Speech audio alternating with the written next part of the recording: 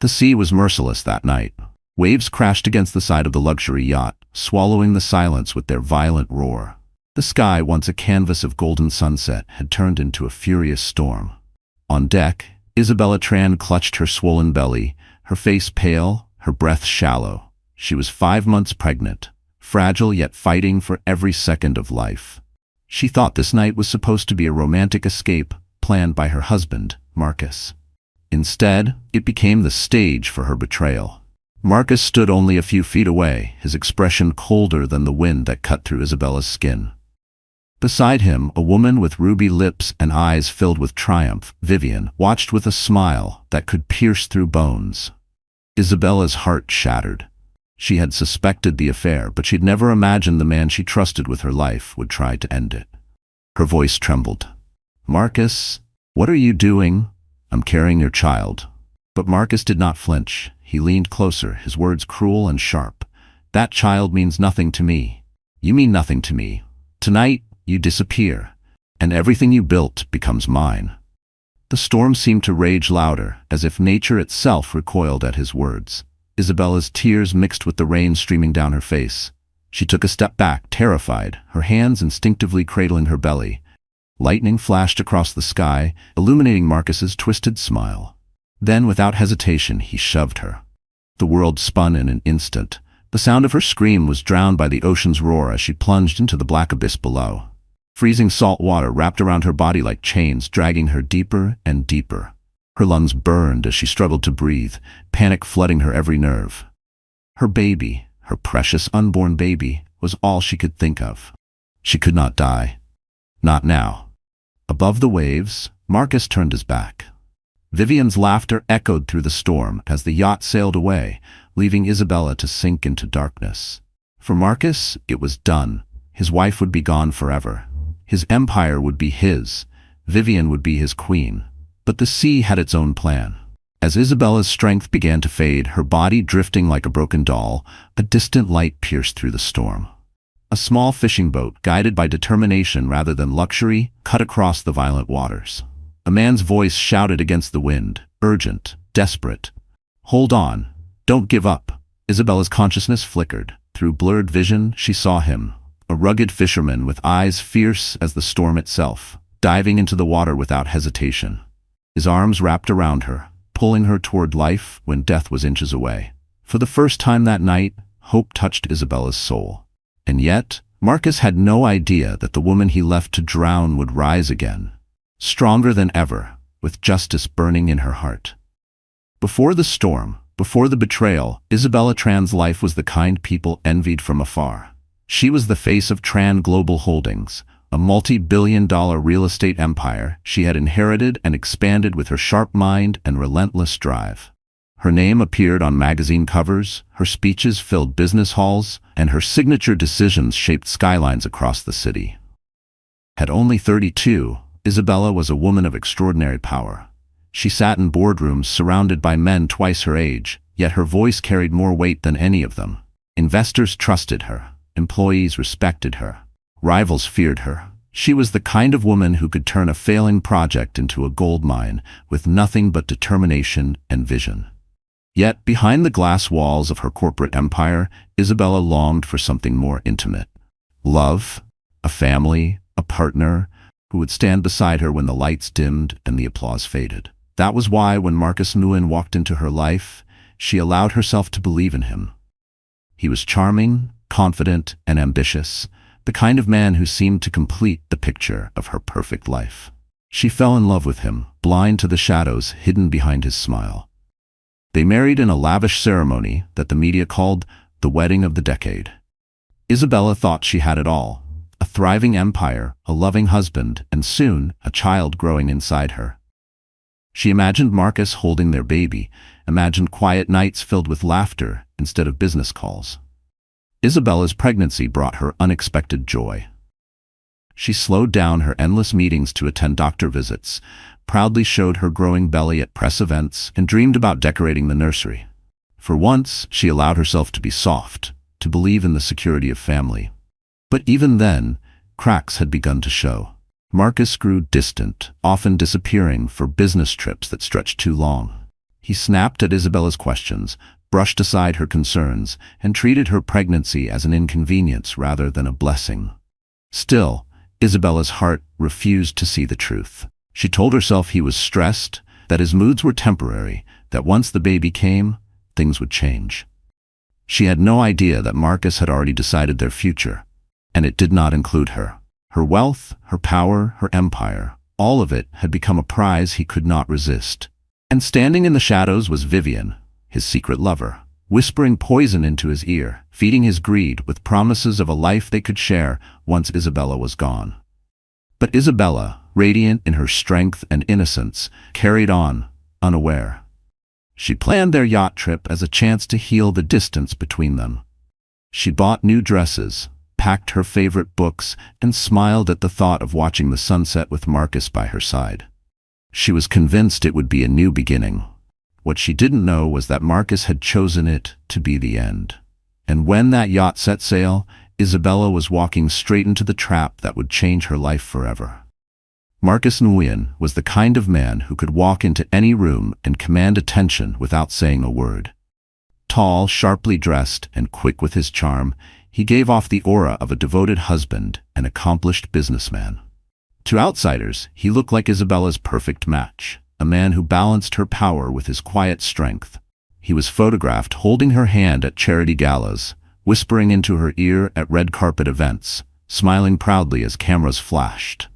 But behind closed doors, Marcus was not the man the world believed him to be. He had grown up in the shadow of others, always chasing wealth he could never reach on his own. Meeting Isabella had been like striking gold. She wasn't just beautiful, she was powerful, rich, untouchable. To Marcus, marrying her wasn't about love, it was about access. Access to her empire, her influence, her fortune. In the beginning, he played his role well. He showered Isabella with affection, made grand gestures, and convinced her that he was the man she could trust. And Isabella, longing for love beyond her empire, gave him her heart without question. But once the vows were spoken and the wedding rings slid onto their fingers, Marcus's mask began to slip. He started living two lives. By day, he stood beside Isabella as the picture of loyalty. By night, he indulged in the arms of Vivian Lee, a woman as cunning as she was beautiful. Vivian was the fire that stoked his darkest desires. She whispered into his ear about how unfair it was that Isabella held all the power while he lived in her shadow. She teased him with the idea of what life could be if Isabella were gone. If the empire belonged to him, if the wealth flowed freely, if they could live as king and queen without anyone in their way. Marcus listened, and slowly his ambition turned into obsession. He grew colder toward Isabella, though he masked it in public. At home, he snapped at her, belittled her, and ignored her joy over the pregnancy. To him, the baby wasn't a gift, it was an obstacle, another tie that bound him to a woman he no longer wanted. The plan began to form in his mind like a dark seed. He knew Isabella trusted him completely. He knew she longed for his affection and would follow him anywhere if it meant saving their marriage. And so he crafted the perfect lie. A romantic yacht trip, a chance to rekindle what they once had. To Isabella, it was a gesture of love. To Marcus, it was the perfect cover for murder. He rehearsed the plan over and over in his mind. Push her. Watch her fall. Sail away as if nothing happened. With Isabella gone, he could inherit everything. No one would suspect the grieving husband. He would stand at her funeral, crocodile tears streaming, while the world offered him sympathy, and he would laugh inside knowing he had won. What Marcus never expected was that fate had a way of turning hunters into prey. And the woman he planned to erase would become the very storm that destroyed him. If Marcus was the mask of charm, then Vivian Le was the flame that burned away his restraint. She was the kind of woman who knew her beauty was a weapon and wielded it like a blade. With raven black hair cascading down her shoulders, eyes sharp as glass, and a smile that hinted at danger, Vivian didn't just walk into Marcus's life, she invaded it. Their first encounter had been at a lavish charity gala Isabella hosted. Vivian was there on the arm of a wealthy investor, draped in diamonds that sparkled under the chandeliers. Marcus noticed her instantly. Unlike Isabella, who carried herself with elegance and quiet dignity, Vivian radiated temptation. She laughed too loudly, held her gaze too long, and moved with a confidence that dared men to chase her. For Marcus, it was a magnetic pull he couldn't resist.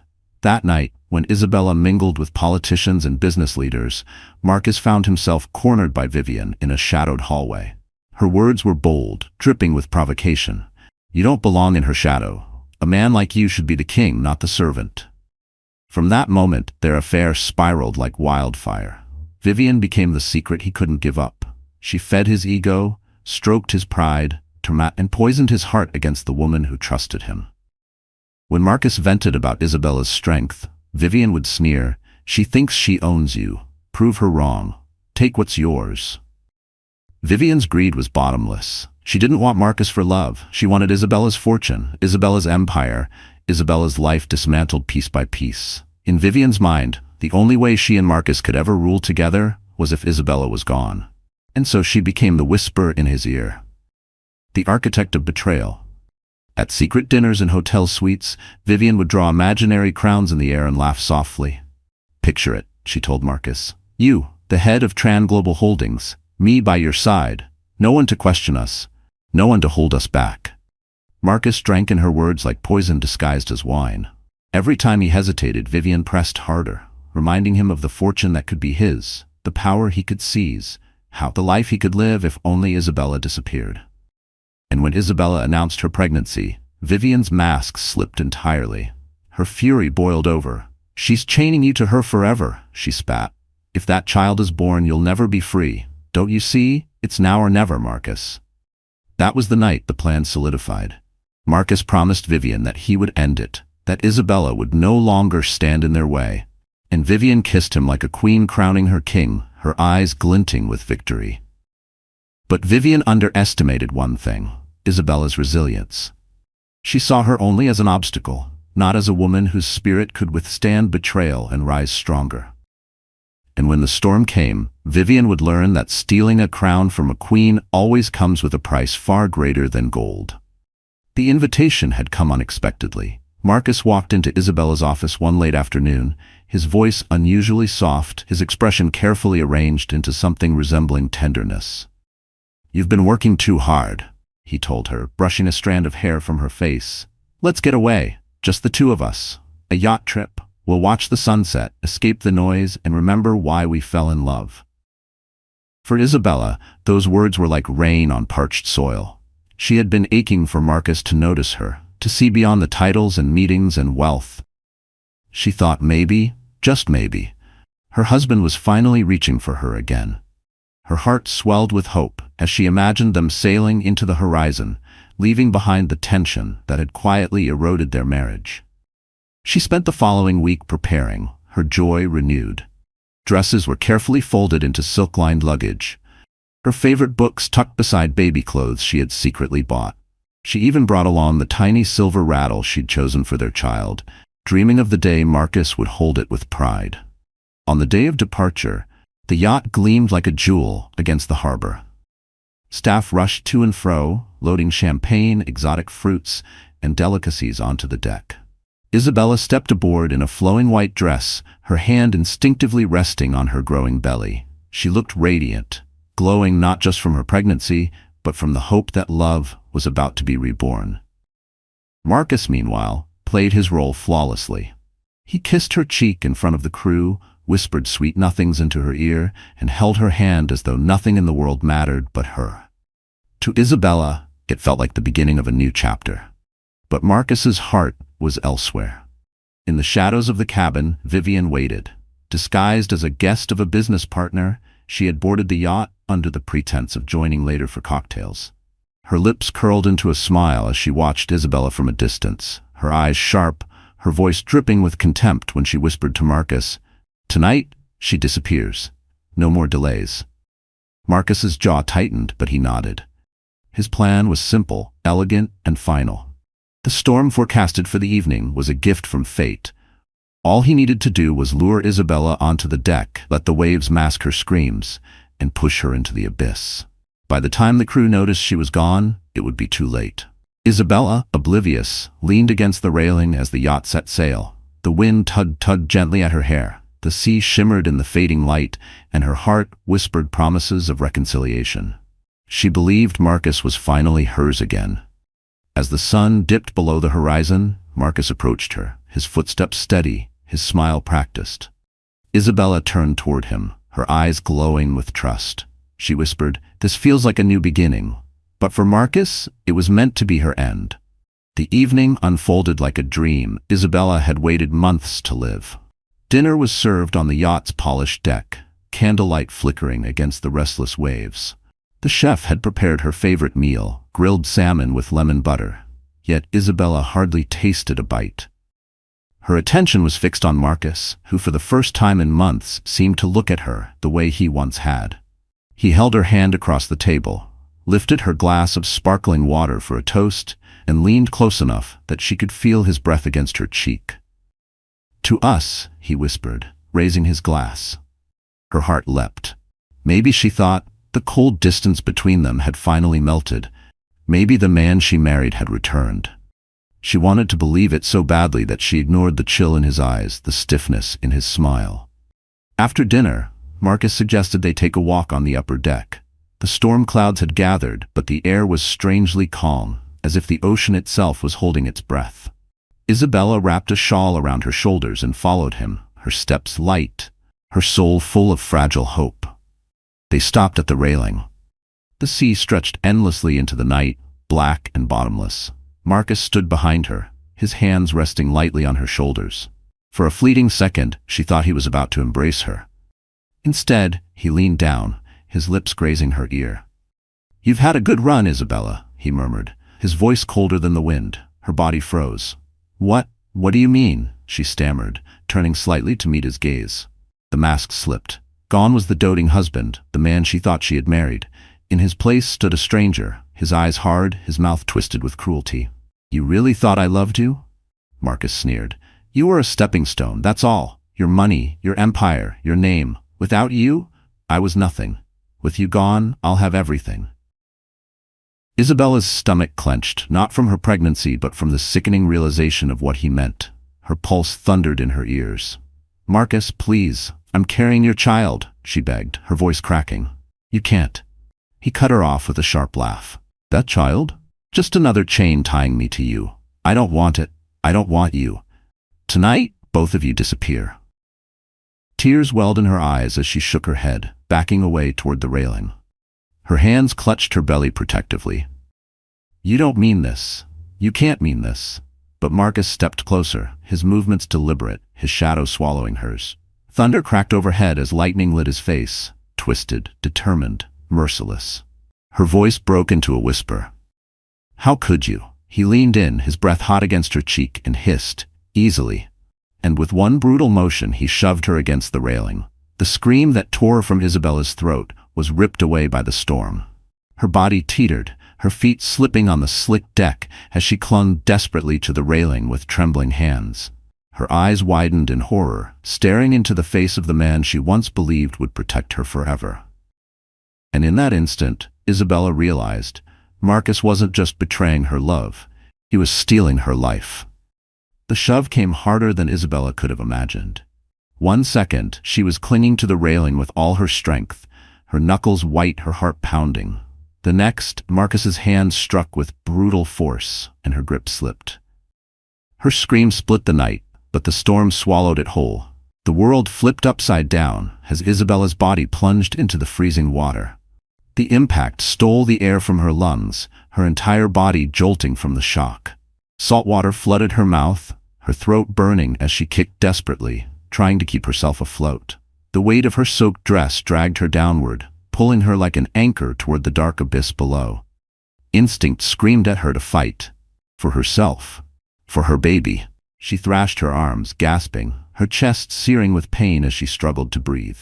Each wave that crashed over her felt like a wall, pressing her deeper into despair. Above her, the yacht sailed away. Its lights shimmered faintly through the rain, growing smaller with each second, until it became nothing more than a ghostly glow swallowed by the storm. Marcus never looked back. Vivian's laughter, cruel and triumphant, lingered in Isabella's ears as though the sea itself had recorded it. Panic clawed at her chest. She was alone, pregnant, exhausted. The ocean was merciless, tossing her like a rag doll, pulling her under again and again. Every time she surfaced, she gasped violently, salt water tearing into her lungs. Her arms trembled, her legs burned, her belly ached as she whispered through chattering teeth, "Please, not my baby, please." Her vision blurred as tears mixed with rain. She thought of the nursery she never finished, the lullabies she had hummed while placing her hands on her stomach, the tiny silver rattle packed in her bag. She thought of the life inside her, innocent and undeserving of this cruelty. Lightning flashed, and in that instant, Isabella saw her reflection in the water, a fragile figure fighting against a sea too vast to conquer. For the first time in her life, she felt utterly powerless, not as a CEO, not as a woman of influence, just as a mother trying desperately to live. Her strength waned. Her body grew heavy. Darkness pressed against her mind, whispering that it would be easier to let go, to sink into the quiet embrace of the ocean. But then, a thought cut through the fog. This child needs me. With every ounce of will she had left, Isabella forced her arms to move, clawing toward the faint rhythm of waves, refusing to surrender. Yet the storm was relentless, dragging her under once more. Her lungs screamed for air as blackness closed in. The last thing she saw was a faint light flickering in the distance, like a star breaking through the storm. And just as Isabella's strength gave out, that light grew closer. A sign that fate was not ready to let her die. The storm raged with merciless fury, waves towering like walls of black water.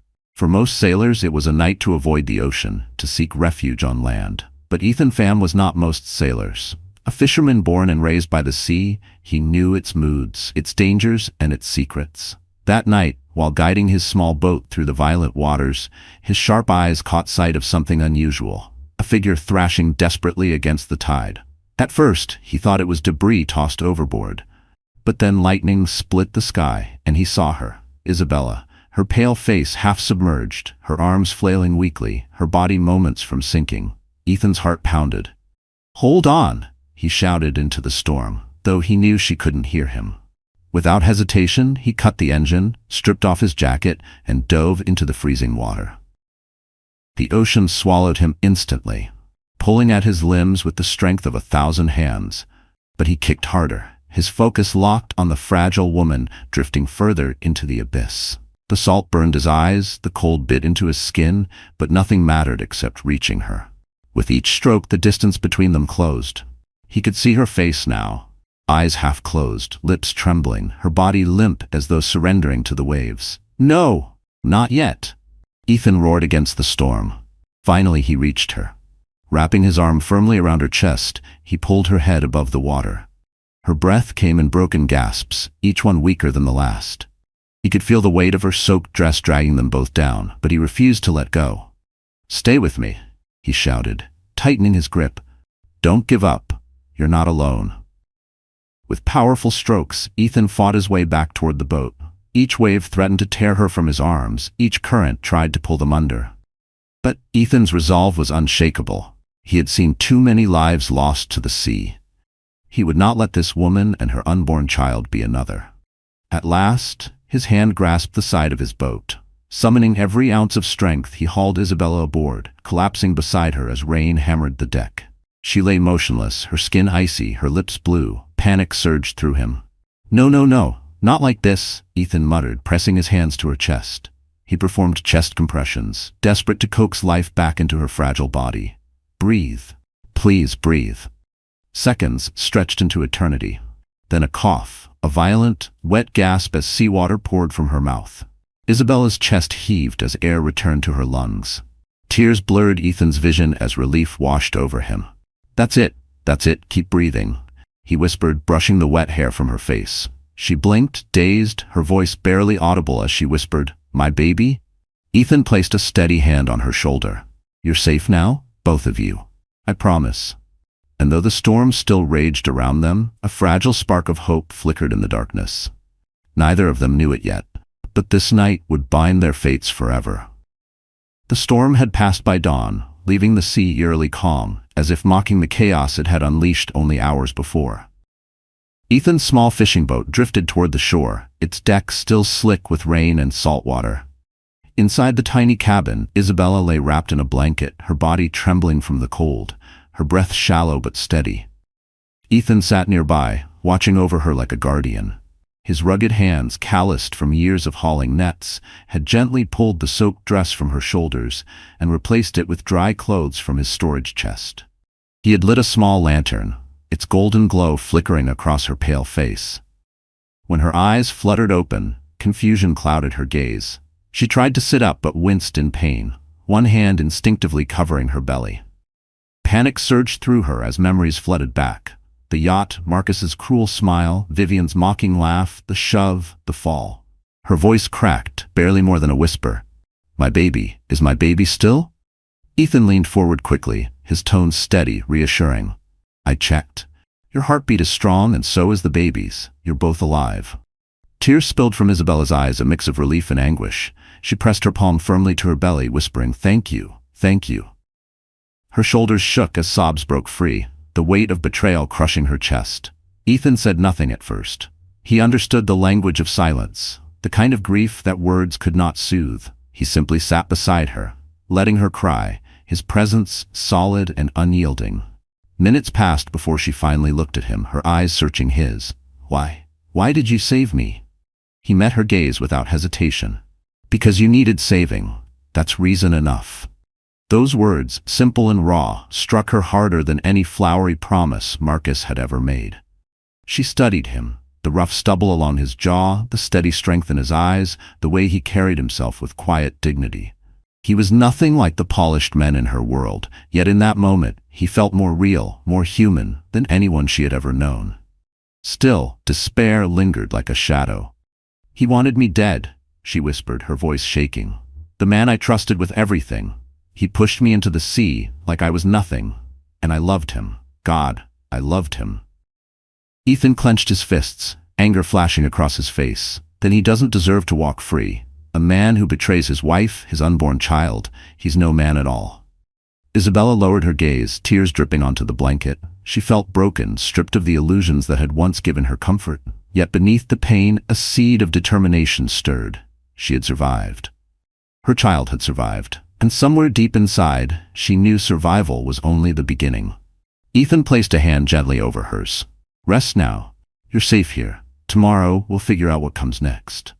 But Isabella knew tomorrow wouldn't just be about survival. It would be about justice. Back in the city, news spread like wildfire. The beloved CEO of Tran Global Holdings, Isabella Tran, had gone missing at sea. The official report was vague, a tragic accident during a yacht trip. The Coast Guard claimed the storm made rescue impossible. Her body had not been recovered, but the chances of survival were slim. To the world, Isabella was gone. Marcus played the grieving husband flawlessly. Cameras flashed as he stood before reporters, dressed in a black suit, his head bowed, his voice breaking with rehearsed sorrow. "My wife, she was the light of my life," he said, dabbing at his dry eyes with a handkerchief. "This tragedy is more than I can bear." The public ate it up. Headlines read, "CEO Isabella Tran lost at sea. Husband mourns nation's business icon."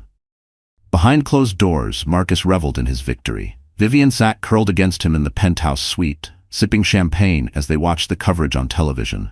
She smirked, her red lips curling with satisfaction.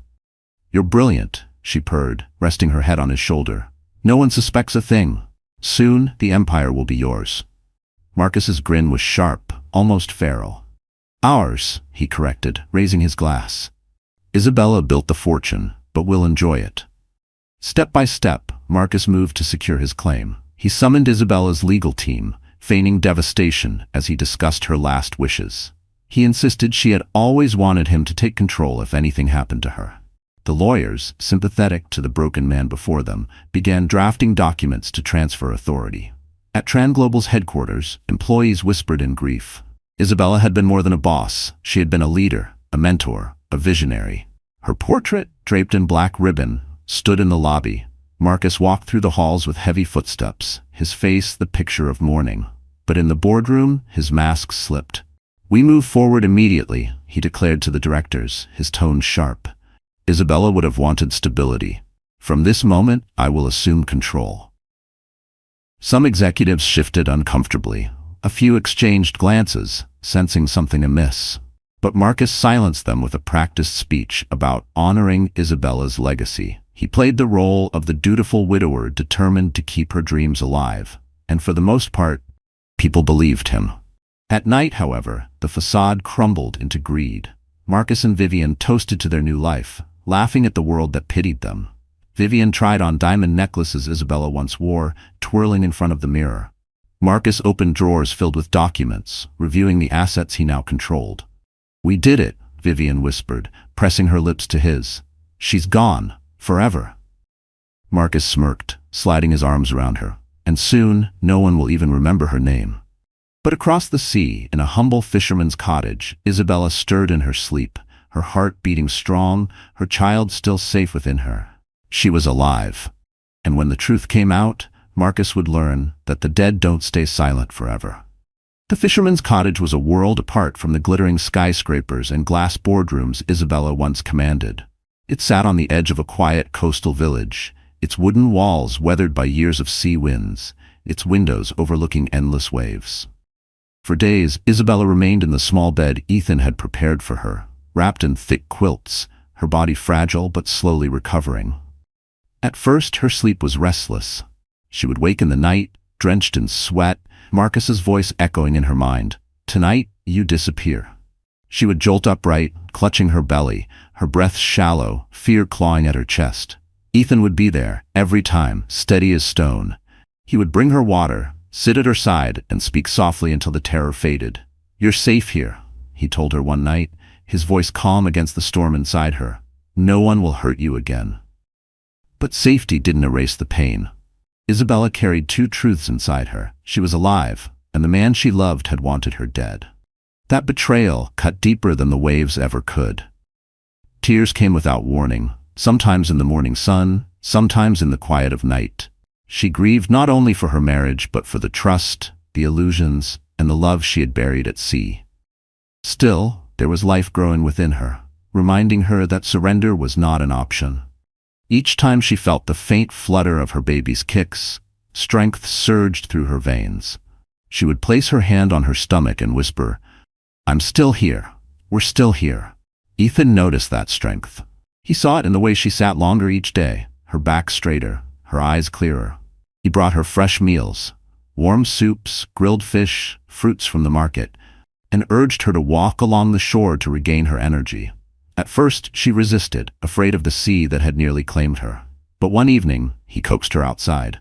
The sand was cool beneath her bare feet, the waves lapping gently as if apologizing for their rage.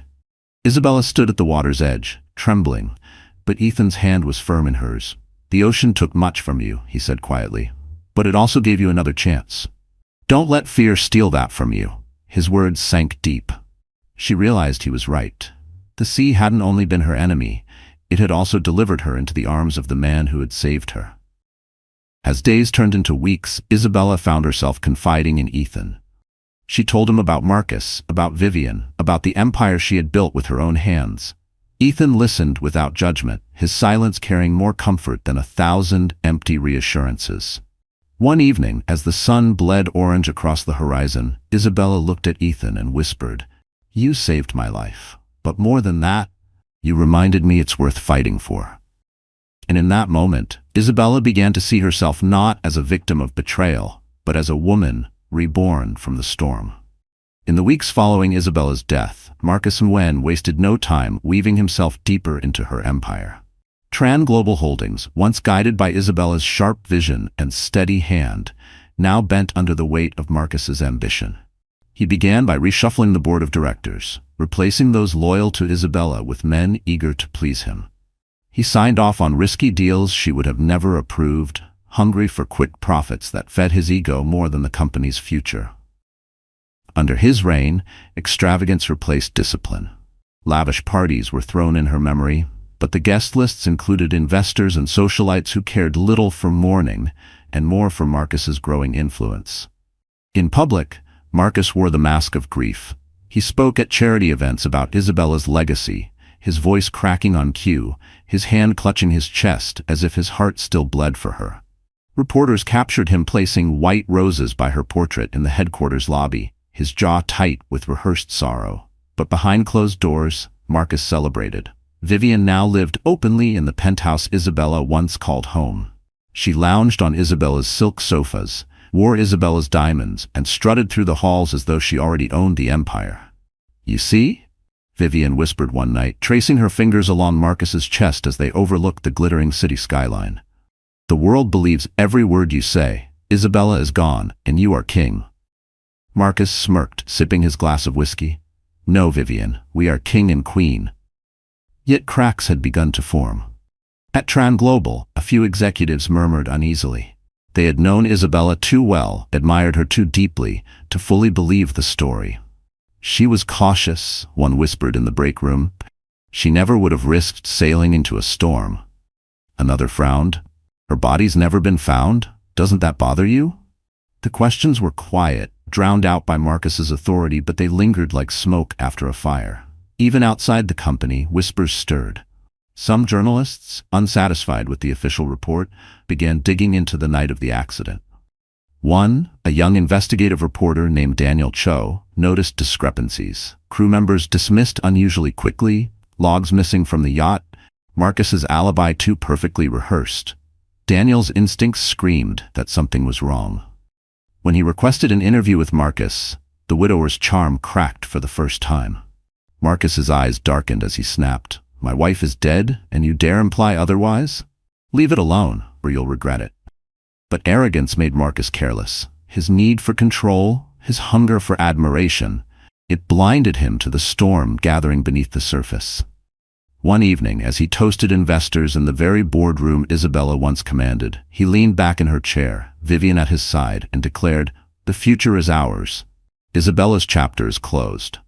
But fate was already writing a new chapter, one Marcus could never control, because the woman he buried in the sea was alive, and her return would shatter his stolen crown. The days in the coastal village stretched into weeks, each one a fragile step between despair and strength. Isabella had survived the storm, but survival was not enough. Every time she closed her eyes, she saw Marcus's face, his smirk as he pushed her, his voice dripping with venom. "Tonight, you disappear." She could have vanished quietly, built a new life in hiding, far from the corruption of wealth and betrayal. But Isabella was not made for silence. She had built an empire from the ground up.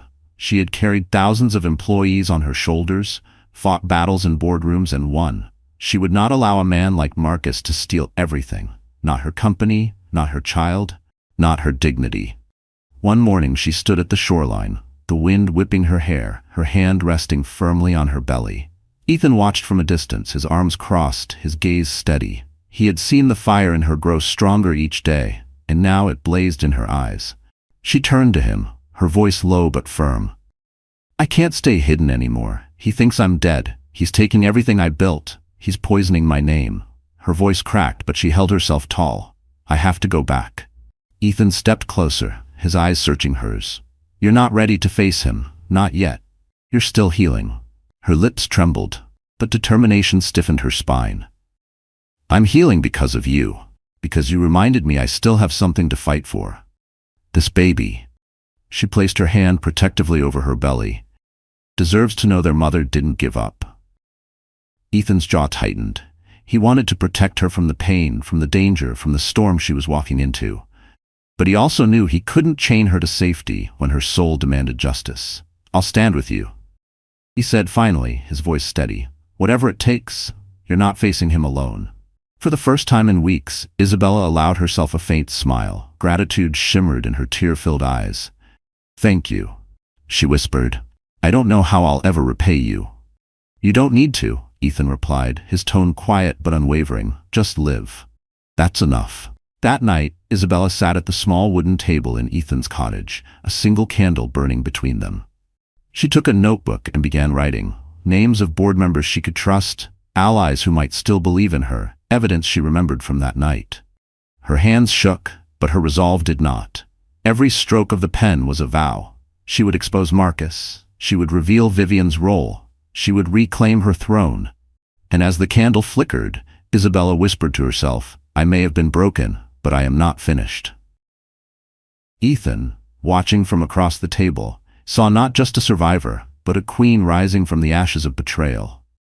And when she returned to the world Marcus thought he controlled, she would no longer be the woman he tried to drown. She would be the storm. Marcus Neon had always prided himself on control. He believed he had orchestrated Isabella's disappearance flawlessly. No witnesses, no evidence, no body. To the world she was gone, and he was the grieving widower poised to inherit everything. But perfection has a way of unraveling, and Marcus was about to discover that even the most careful plans leave shadows. It began with whispers. A maid at the penthouse mentioned hearing Marcus argue with Isabella before the yacht trip. A deckhand, dismissed suddenly after the voyage, hinted that something about that night felt wrong. Nothing concrete, just murmurs. But murmurs spread, and soon Marcus felt eyes on him wherever he went. At Tran Global Holdings, directors once eager to embrace him now exchanged uneasy glances. She was too cautious to take that yacht into a storm, one muttered during a board meeting. Another frowned at Marcus's aggressive spending, whispering, "Is this what Isabella would have wanted?" Marcus silenced them with his usual charm, but the doubts lodged like splinters. And then came the journalist. Daniel Cho, a young reporter with a reputation for persistence, had been digging into the so-called accident. One afternoon, he cornered Marcus outside the company's headquarters. Cameras clicked as Daniel raised his voice. "Mr. Nguyen, can you explain why the yacht's logs for that night are missing, or why several crew members have refused to speak?" Marcus's jaw tightened, the mask of sorrow slipping for the briefest moment. He forced a smile, his tone calm but edged. "My wife is dead, Mr. Cho. Show some respect." He walked away, but inside, his chest burned with unease. That night, in the penthouse, Marcus poured himself a glass of scotch, pacing furiously. Vivian lounged on the sofa, rolling her eyes. "You're overthinking," she said, her voice smooth. "She's gone. The sea doesn't give back what it takes." But Marcus wasn't so sure. He had seen Isabella fight before. In the boardroom, in negotiations, in life itself. She wasn't the kind of woman who surrendered easily. And though he had pushed her into the waves, the thought haunted him. What if she survived? Every creak of the floorboards, every knock at the door, every shadow in the corner seemed to mock him. He woke at night, drenched in sweat, imagining her standing at the foot of his bed, dripping with seawater, her eyes burning with vengeance. Vivian tried to soothe him, but her words only fed his paranoia. "Even if she did survive," she said one evening, twirling a diamond necklace around her fingers, "what could she do? She has nothing, no allies, no power." Marcus stared out the window at the glittering city below, his reflection fractured in the glass. He whispered to himself, "Unless she comes back for everything." The thought made his blood run cold. And though Marcus didn't know it yet, far from the penthouse's luxury, Isabella was already preparing her return, each day bringing her closer to the reckoning he feared most. Vivian Leigh had always believed she was untouchable. She was beautiful, cunning, and ruthless, the kind of woman who could bend men to her will with nothing more than a glance. When Marcus promised her the world, she believed him. Together, they would wear Isabella's crown, sit on Isabella's throne, and live the life of kings and queens. At first, everything had gone according to plan.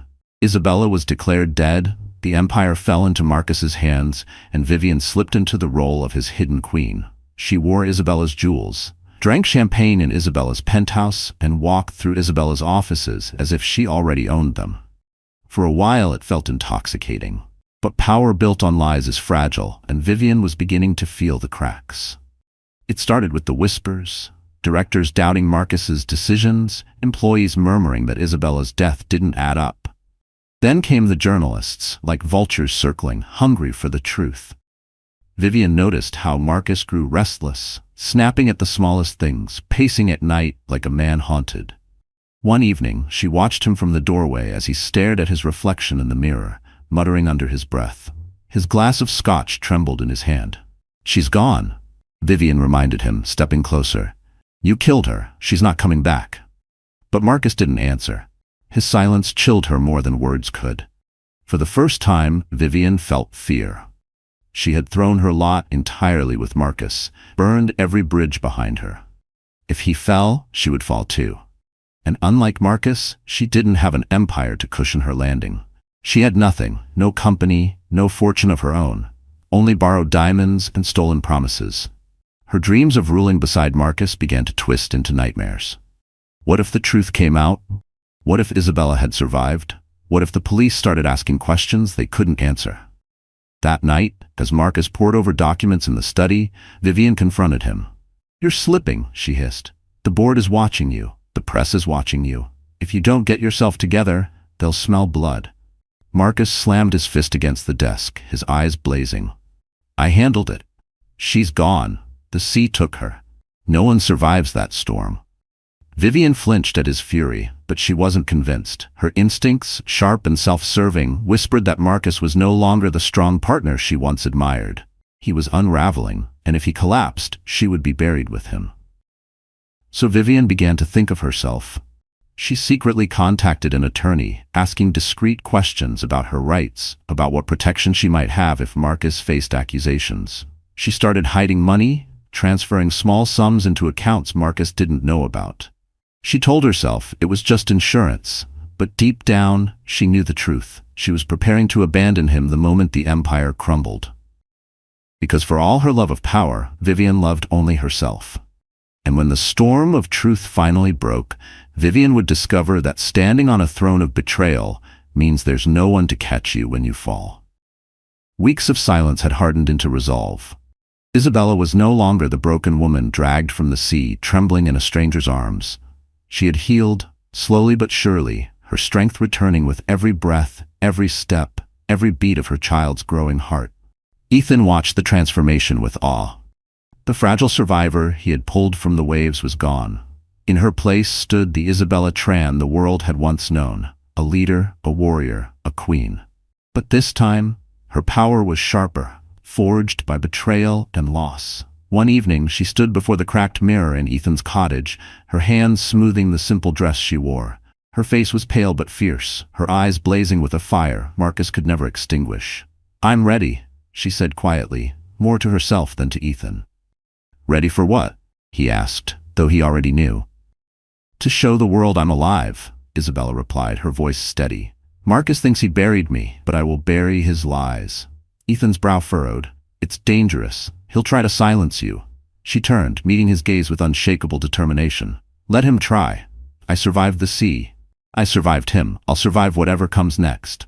The plan was simple but bold. Isabella reached out to Daniel Cho, the young journalist who had been digging into her disappearance. Using an encrypted phone Ethan had helped her acquire, she sent him a message. "Meet me, alone. The truth is bigger than you imagine." When Daniel arrived at the quiet coastal cafe the next day, his jaw nearly dropped. "My God," he whispered, staring at her in disbelief. "You're alive." "I am," Isabella said firmly, "and I'm ready to take everything back." She told him everything. The yacht, Marcus's betrayal, Vivian's involvement, the storm. Daniel listened intently, recording her words, his hands trembling with the weight of the story. "When the world hears this," he said, "Marcus won't stand a chance." But Isabella wasn't content with whispers in the press. She wanted to confront Marcus publicly, strip him of his mask in the very arena where he had thrived. So she chose the boardroom. A week later, Tran Global Holdings announced a memorial meeting in Isabella's honor, arranged by Marcus himself. Investors, directors, and media gathered in the gleaming glass tower, ready to mourn the woman they thought they had lost. Marcus stood at the head of the table, his grief carefully painted on his face, Vivian at his side in black silk. And then the doors opened. Gasps echoed through the room as Isabella stepped inside, her heels clicking against the marble floor. She wore no jewels, no extravagant gown, just a simple black dress, her posture regal, her gaze unyielding. Marcus froze, his glass slipping from his hand and shattering on the floor. Vivian's lips parted, her face draining of color. "Hello, Marcus," Isabella said, her voice calm but cutting through the silence like a blade. "Did you miss me?" And in that instant, the empire Marcus thought he controlled began to crumble, because the queen he tried to kill had returned to claim her throne. The silence that followed Isabella's entrance was deafening. Men and women who had built their careers under her leadership sat frozen in disbelief, eyes wide, breaths caught in their throats. For weeks they had mourned her, whispered prayers for her soul, and resigned themselves to Marcus's rule.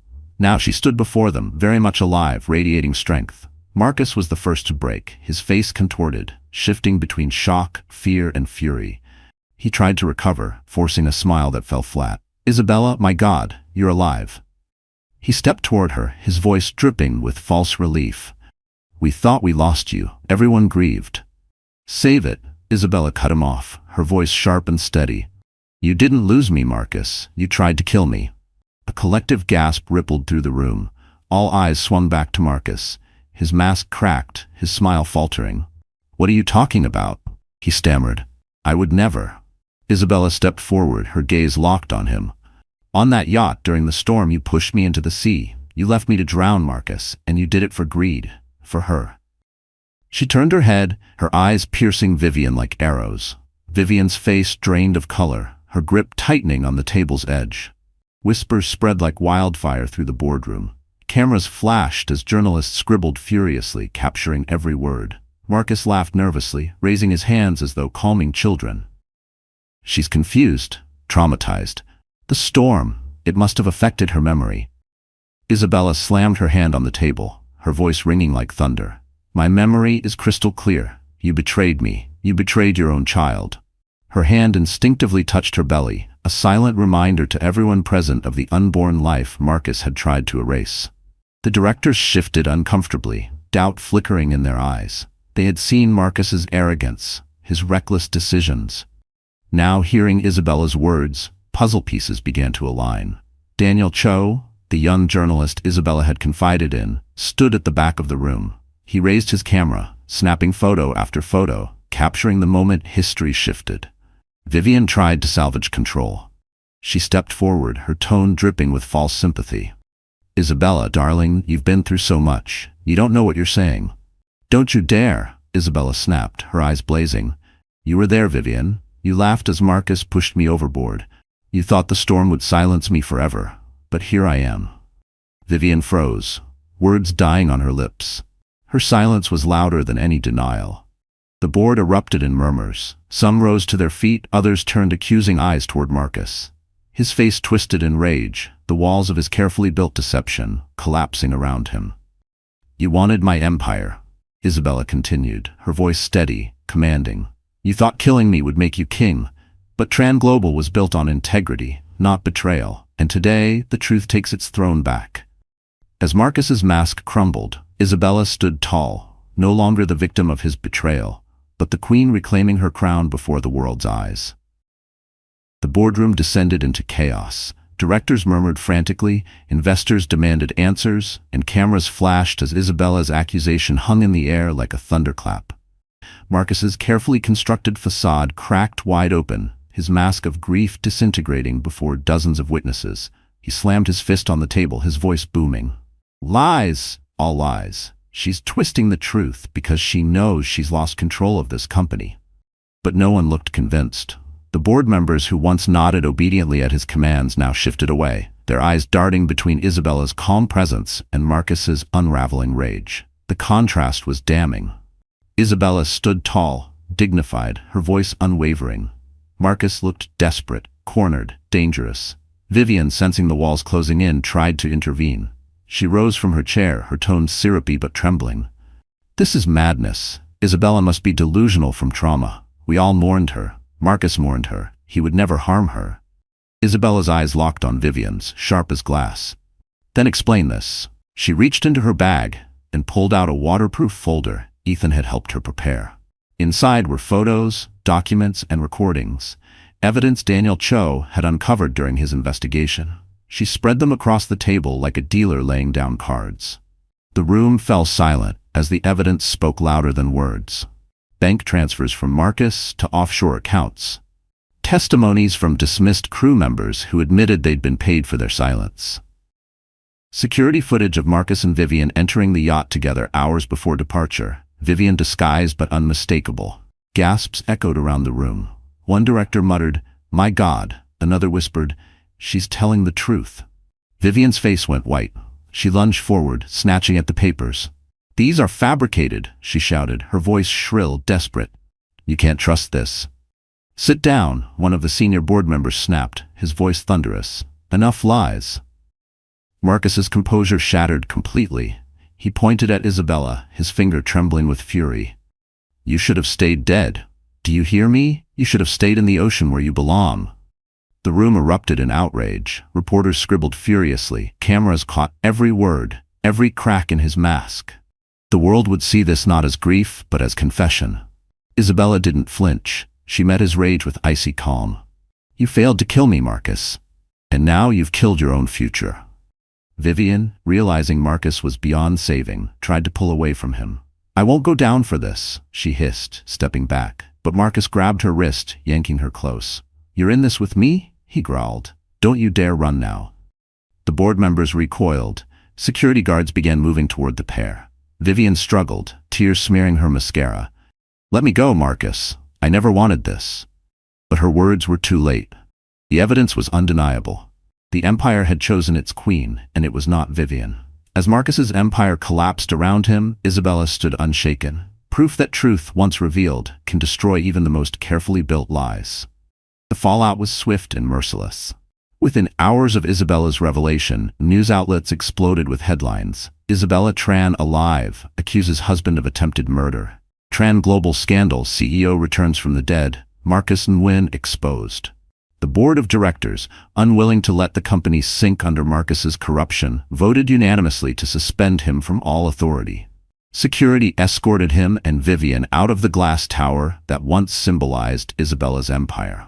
Cameras followed their every step, capturing Marcus's red face twisted in fury and Vivian's tear-streaked cheeks as she tried to shield herself from the flashing lights.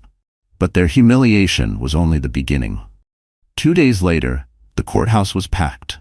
Reporters swarmed the steps, microphones thrust forward as Marcus and Vivian were brought in under heavy guard. Inside, the atmosphere crackled with anticipation. Isabella entered with quiet dignity, her hand resting protectively on her belly, Ethan at her side like a silent guardian. The crowd rose, murmurs of awe rippling through the chamber. The prosecution laid out the evidence. Financial records, testimonies from crew members, the damning recordings Daniel Cho had uncovered. Witness after witness painted the same picture. A greedy husband, a manipulative mistress, and a plan to erase the woman who had given Marcus everything. Marcus sat stiffly, his jaw clenched, his eyes darting between jurors as though he could still intimidate them into believing his lies. Vivian, by contrast, crumbled quickly. Under the weight of questioning, her bravado dissolved into sobs. "It was his idea," she cried, pointing a shaking finger at Marcus. "He planned everything. I just went along because I loved him." Her betrayal ignited Marcus's fury. He slammed his fists against the table, shouting, "You loved the money, Vivian. You pushed me to do it." The judge's gavel thundered for order as guards restrained him. The spectacle made the decision easy. The jury found Marcus guilty of attempted murder, conspiracy, and fraud. Vivian, though spared the harshest sentence for her cooperation, was convicted of conspiracy and perjury. Both were sentenced to prison, Marcus for decades, Vivian for years that would strip her of the glamorous life she had craved. The verdict sent shockwaves through the city. Justice, long buried under wealth and deception, had prevailed. When the judge announced the sentence, Isabella closed her eyes, a single tear slipping down her cheek, not of sorrow, but of release. The chains Marcus had bound her with were finally broken. Outside the courthouse, reporters crowded around her, shouting questions. Isabella stood tall, her voice steady. "I was betrayed. I was left for dead, but I survived, for my child, for myself, and for the truth. Let this be a message. No woman should ever be silenced by greed or fear." Flashes erupted as cameras captured her every word. The world no longer saw her as a victim, but as a symbol of resilience. And while Marcus and Vivian disappeared behind prison walls, Isabella stepped into the light. Her name, her empire, and her dignity restored. The storm that had once threatened to end Isabella's life was now a distant memory, replaced by mornings filled with sunlight and evenings graced by laughter. The world knew her story, the betrayal, the survival, the justice, and they celebrated her as more than a CEO. She had become a symbol of resilience, of the strength it takes to rise from ashes and claim life anew. But for Isabella, the true victory was not in the headlines. It was in the quiet moments she shared with Ethan. After the trial, she invited him into her world, not as a savior, but as a partner. He had stood beside her when she was broken, and now he stood beside her as she rebuilt. At first, the contrast between their lives seemed impossible. She, the head of a vast empire, he, a fisherman with nothing but his boat and his courage. But love has a way of bridging worlds. Ethan never wanted her fortune, only her happiness.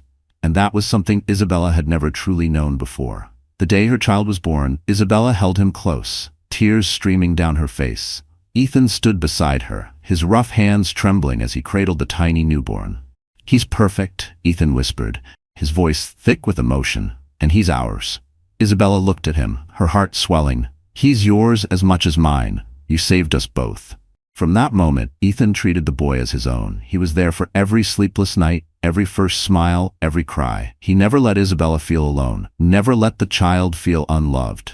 And as the years passed, their bond grew unbreakable. To the child, Ethan was not a stepfather. He was simply father. Their happiness blossomed. Isabella and Ethan married in a quiet ceremony by the sea, with only close friends and loyal colleagues in attendance. There were no flashing cameras, no lavish displays, just vows spoken with sincerity and sealed with a kiss that carried the weight of survival and the promise of forever. At the reception, one of Isabella's closest board members raised a toast. To Isabella, who proved that storms cannot sink a true queen. And to Ethan, who reminds us all what it means to be a man. The room erupted in applause, but Isabella only smiled at Ethan, her eyes glistening with tears of joy. Months later, Isabella discovered she was pregnant again. This time, the news was not met with betrayal or fear, but with Ethan's arms around her, his voice whispering, "Another blessing. Another chance to love." Together they raised their children in a home filled with warmth rather than lies, laughter instead of greed. Ethan eventually joined Tran Global as co-CEO, not for power, but because Isabella trusted no one more. Under their joint leadership, the company flourished, not through manipulation, but through integrity and vision. Employees felt the change, the world admired it, and those scars from the past would never fully fade. Isabella no longer carried them alone. She had built a life where her heart was safe, her children were cherished, and her legacy was secure. On a quiet evening by the shore, Ethan wrapped his arms around her as their son played in the sand, and Isabella's growing belly promised another child soon to come. The sunset bathed them in golden light, the waves gentle against the shore. "You know," Ethan murmured, resting his chin on her shoulder, "when I found you that night, I thought I was saving your life, but truth is, you saved mine." Isabella turned, her eyes shining. "We saved each other." And as the tide whispered against the sand, Isabella knew the storm had given her more than pain. It had given her the strength to rise, the courage to love, and the family she had always dreamed of. The woman Marcus tried to destroy had become stronger than ever. Not just a survivor, not just a queen, but a mother, a wife, and the keeper of a happiness that no storm could ever take away. So that's how the story comes to an end. My dear friends, you're still here with me, aren't you? If you've stayed until now, it means something in this journey touched your heart. And maybe, like Isabella, you faced storms you thought would drown you. The Stoics remind us, what stands in the way becomes the way. The very pain that almost destroyed us can be the strength that builds us. Isabella's fall into the sea was also her rise into a new life. Maybe your storm is different, but it can also be your turning point. Remember, resilience isn't about avoiding pain, but about transforming it. If this story moved you, share it with someone who might need hope today. And don't forget to like, share, and subscribe, because together, we're not just telling stories, we're healing hearts.